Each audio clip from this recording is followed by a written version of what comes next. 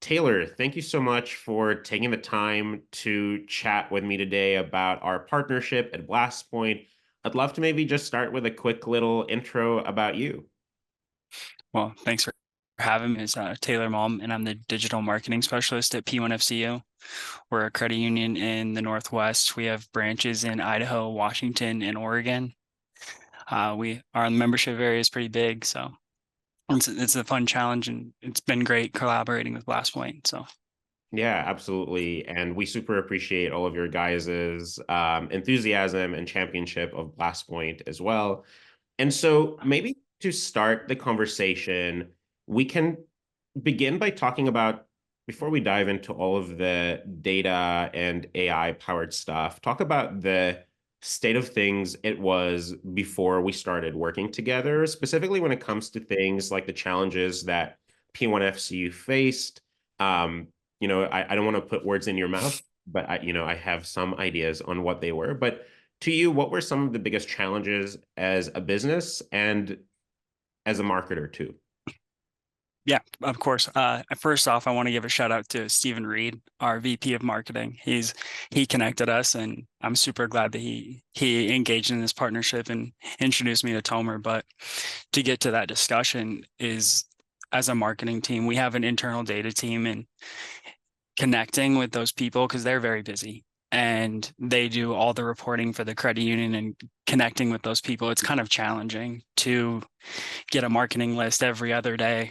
Like, if we want to reach out to our members, and those could take a couple of days, and that was kind of the state we were in. We were kind of stagnant. It was challenging to engage with our members on a daily basis, and we've been selling checking accounts, so it's kind of challenging. And we ended up engaging with BlastPoint, and it's just made it much more easy. And Cool.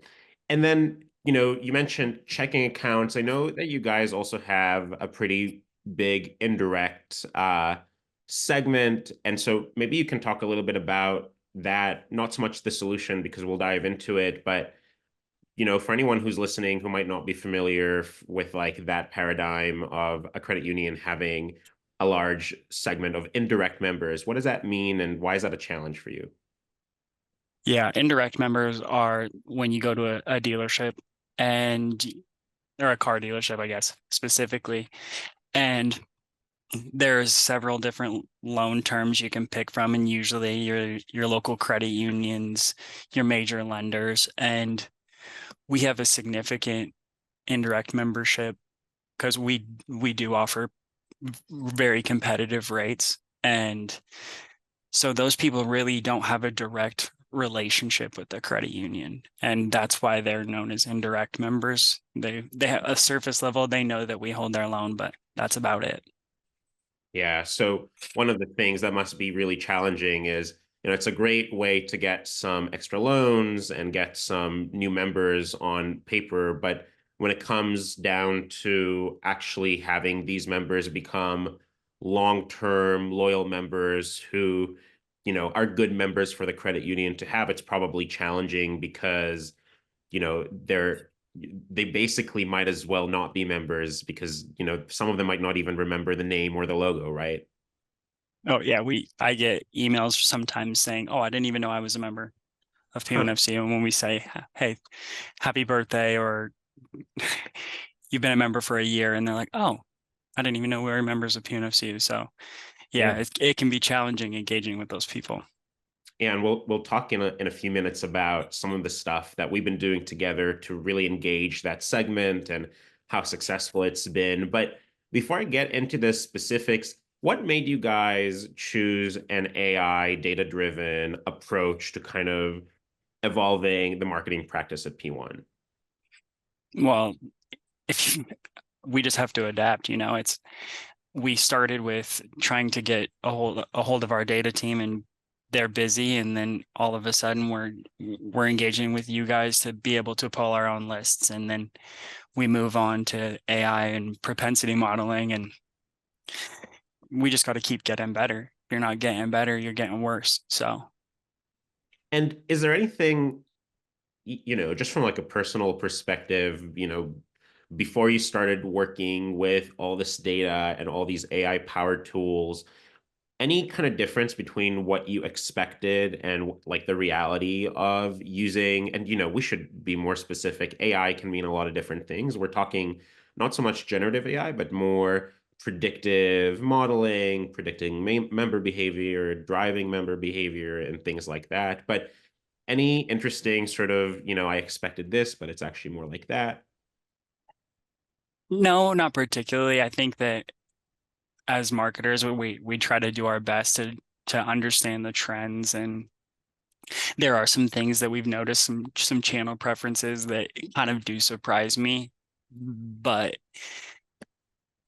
not too much. It's just it's giving you kind of facts to back, not facts, but it's giving you like a perspective like, wow, I was actually pretty much dead on. And sometimes there are people that convert that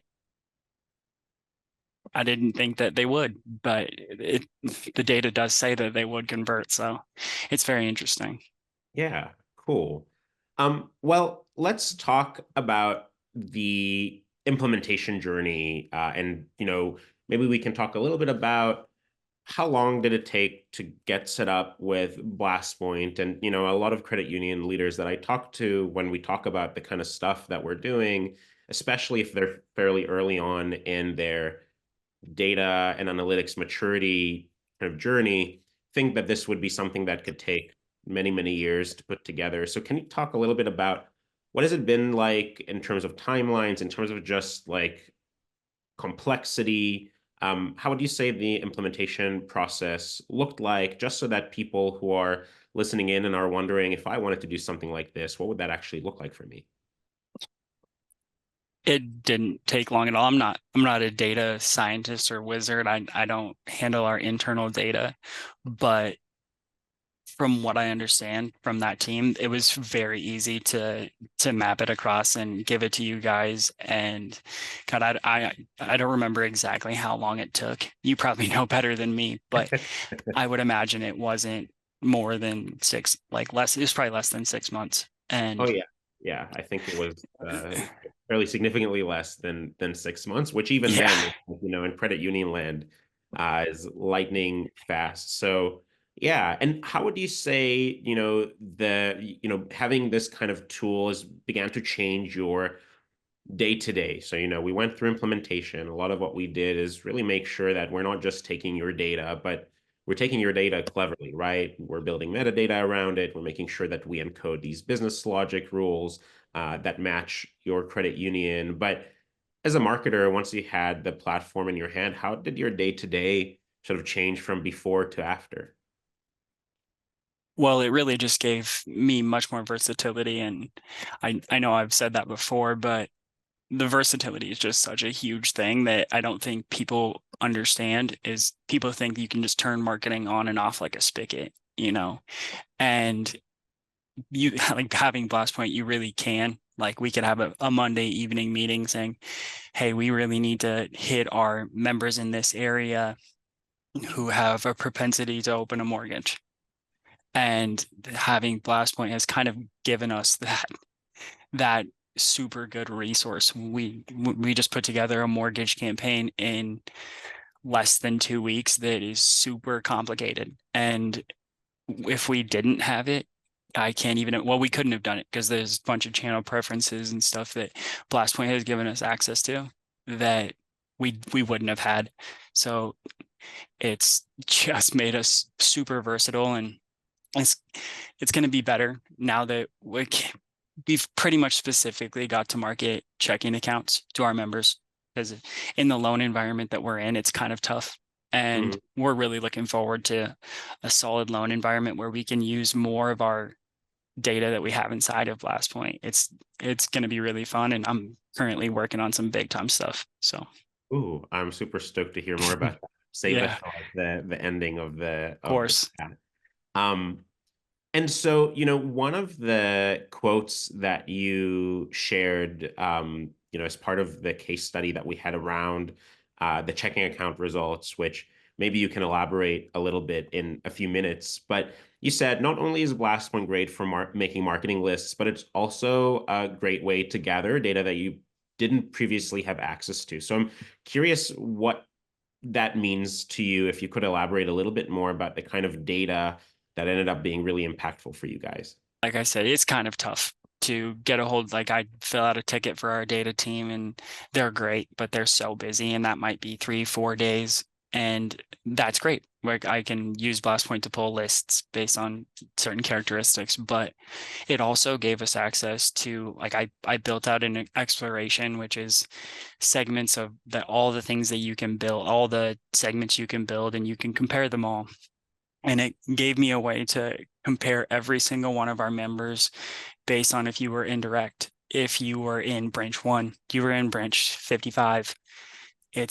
It gave me a way to kind of look at everybody in a giant format, but also I could break them down based on certain areas, and we could try to find some trends based on in that area. What kind of would you like a billboard in that area, you think? So it kind of just gave us a unique perspective, and that's data we didn't have access to. So it really made us a much more complete marketing team. You mentioned that a lot of the early work we've been doing together, just because that's what the landscape required at the time, was really revolving around checking accounts. So we even have a case study about this with some really great results. I believe that, we estimated up to 400,000 in projected revenue impact from those early campaigns in just a few months. Over 100 new sort of credit cards and 50 checking accounts just in that single time period. So can you walk me a little bit through and yeah, can you walk me a little bit through what that process looked like in sort of a tactical way? Really, for me, it starts at the member that you want to target. And this is kind of technical, but you don't really want to cannibalize the checking accounts that you do have. Like our checking account personally is a high yield, but it's also free. So it's just got multiple benefits to it, but also we have some older checking accounts and we really don't want to target those people. That's not really effective for us. And we really wanted to start with the people that we wanted to convert, which are indirect members, like we mentioned earlier, the ones that they only have a loan. Like, have we told them enough about this great product that we have? And it's just more than likely they're not going to engage with us. And we knew that going in. And we tried to find using our product with you guys is a checking account propensity model, predicting which members would convert as best we could. And we tried to engage with those people and we saw a significant response, and I'm sure we'll get into that later, but we definitely wanted to start with the people that we needed to convert because those members are more than likely to churn, and we needed to develop our relationship better if we could. So really the focus was, you know, before we even get to all the low-hanging fruit, which we can kind of automate away with a next best product model and, our campaigns feature to send the right product at the right time to the right member. What we did here was really look at the people who weren't necessarily traditionally the low-hanging fruit, right? The indirect members, those members who we don't have a ton of engagement with right now. And then using data and machine learning, essentially figured out for each of these indirect members, what is the likelihood that they would actually engage with us on a checking account offering? And beyond that, did you look at other propensity scores for things like what channels to engage those members through? Could you talk a little bit more about that as well? Yes, of course. I did look at those, and this campaign specifically, we chose email. And considering the response, the likely response that we expected in this specific campaign we're talking about, more than likely they were going to engage with us on email or probably nothing. And every other, like a direct mail campaign can be kind of expensive, and you more than likely want to send those out to people that are going to have a positive response. And we felt like email was the most effective. And we did do some digital targeting as well off of this group. But I really feel like, based on the stats, that the email was the most effective.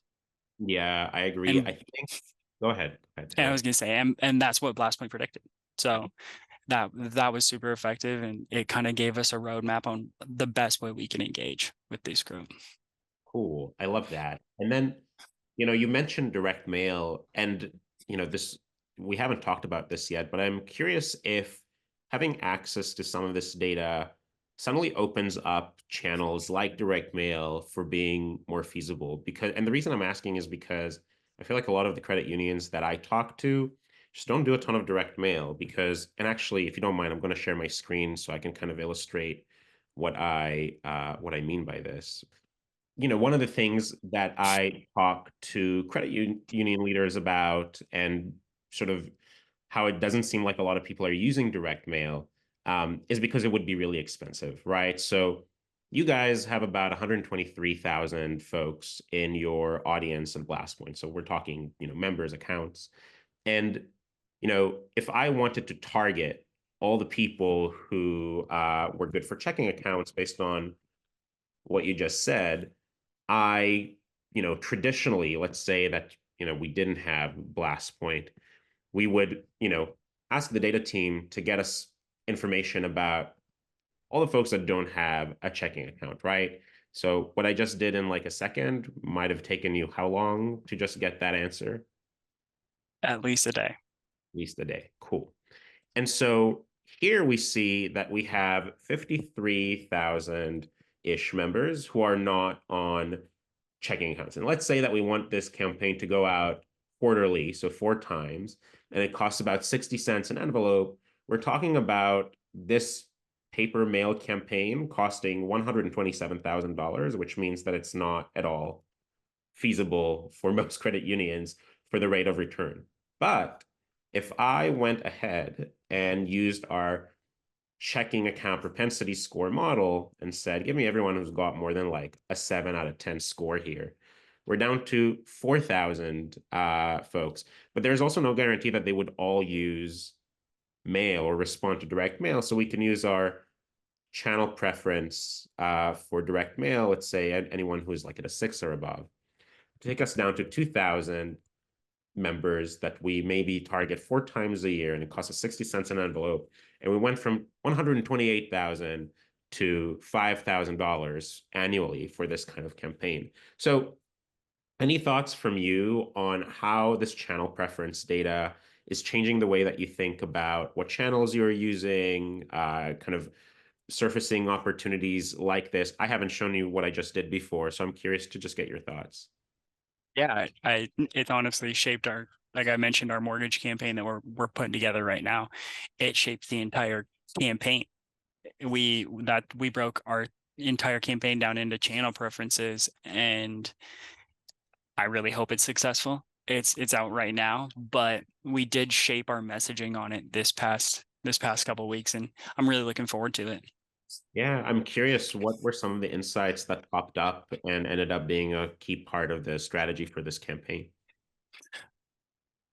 Well, we use the life stages strategy, and we tried to predict on who was going to open a mortgage.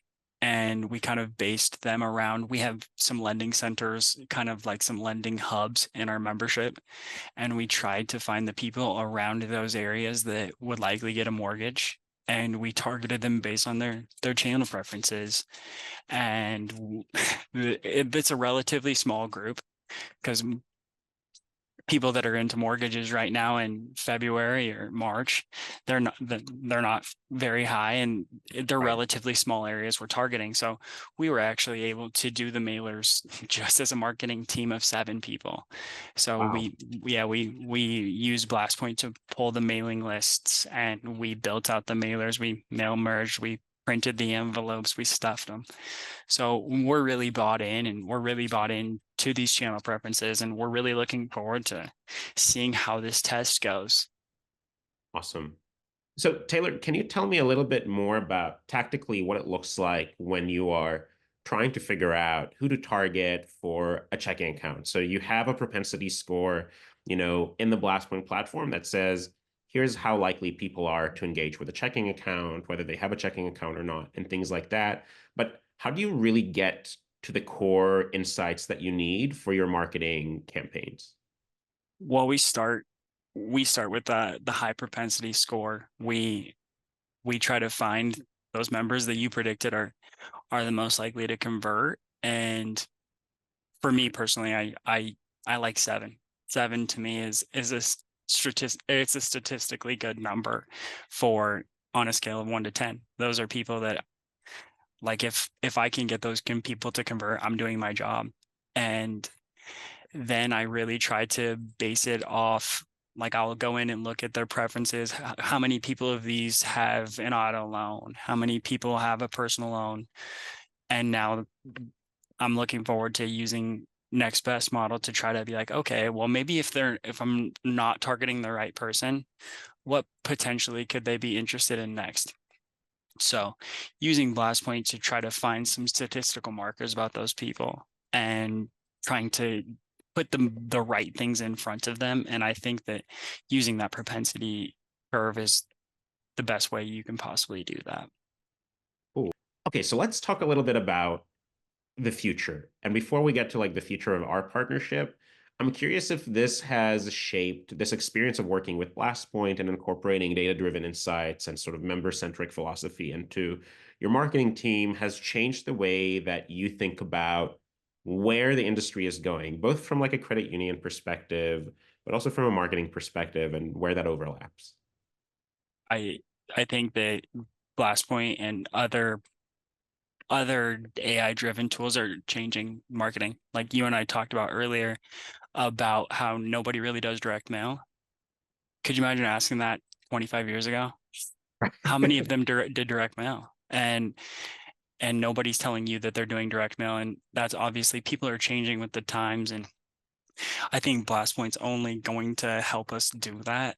And it's happening for everybody. If you're a BlastPoint member or not, hopefully you become BlastPoint members. I'll be an advocate.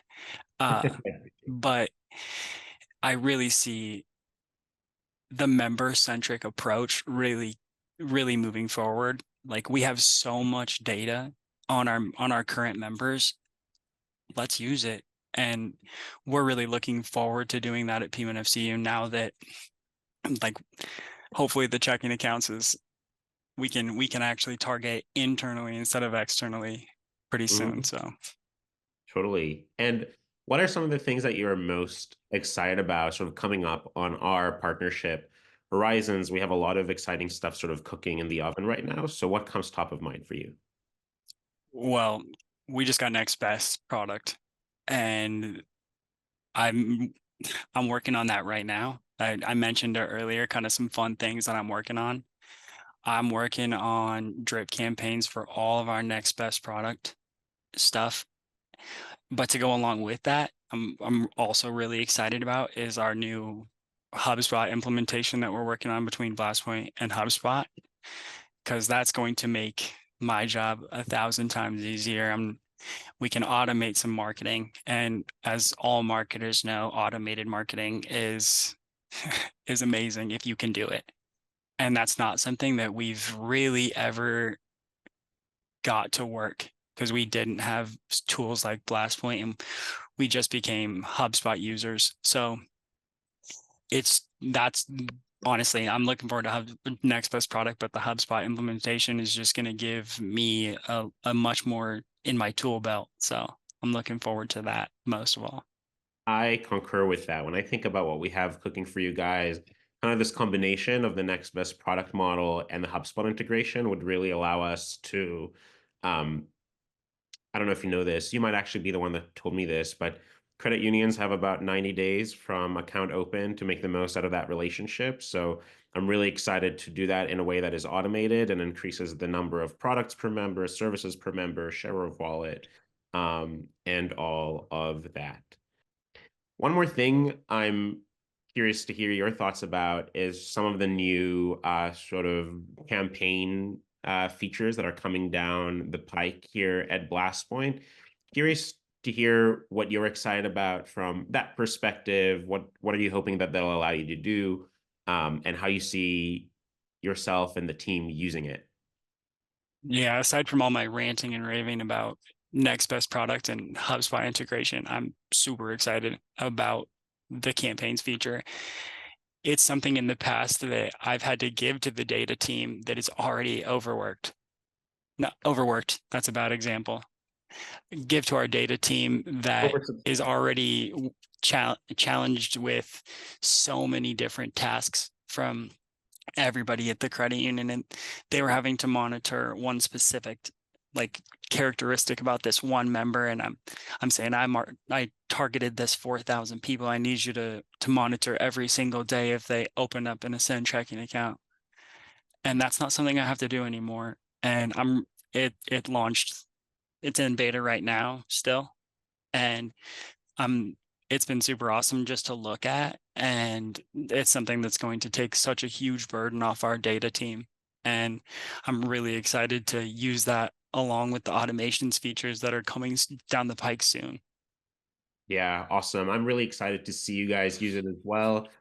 There's the old joke, I know 50% of my marketing works, but I'm not sure which half. And so we're hoping to solve that with campaigns and attribution and all of that. So Taylor, I just wanted to say again, thank you so much for taking the time to come on and have this chat. I think beyond just being a great champion for BlastPoint, you're clearly one of the people in the credit union space that don't only get where this is going from a data and AI perspective in financial sort of marketing, but have the experience to like prove that you have used it with like actual results. So I'm sure that the folks watching this really, really appreciate hearing from someone who's in the same kind of shoes, wearing the same hat, how this looks like and what they can expect. So thank you so much again for now, and also just for being such a great champion and partner. Of course, I'm so super glad that we got to team up a couple years back, and I look forward to all the great things we can accomplish together. And thank you, everybody. Thank you.